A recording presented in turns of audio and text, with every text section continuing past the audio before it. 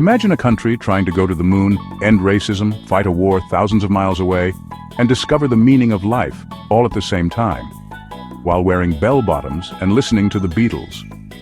Welcome to America in the 1960s. It was a decade that started with a young, charming president promising a new frontier, and ended with a man walking on the actual moon.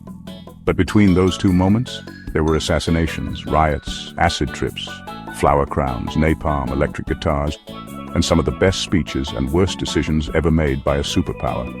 Black Americans stood up and said, "We want into schools, into buses, into the American dream." Martin Luther King Jr. preached peace. Malcolm X said, "By any means necessary." America responded with tear gas, then legislation. The Civil Rights Act of 1964 wasn't just a law, it was a late apology wrapped in paper and stamped with signatures. Meanwhile, in Vietnam, young Americans fought a war they didn't start, for reasons they didn't understand, while their peers back home screamed, "Make love, not war."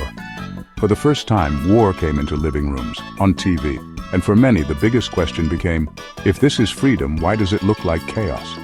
Then came the counterculture. Young people dropped out of college, dropped acid, and dropped the idea that life should be all about mortgages and dress codes.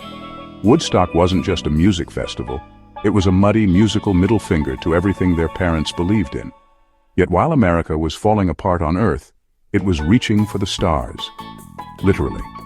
In 1969, Neil Armstrong took one small step for man and one giant step for distracting everyone from the fact that cities were on fire and people were being shot during protests. Still, it was beautiful.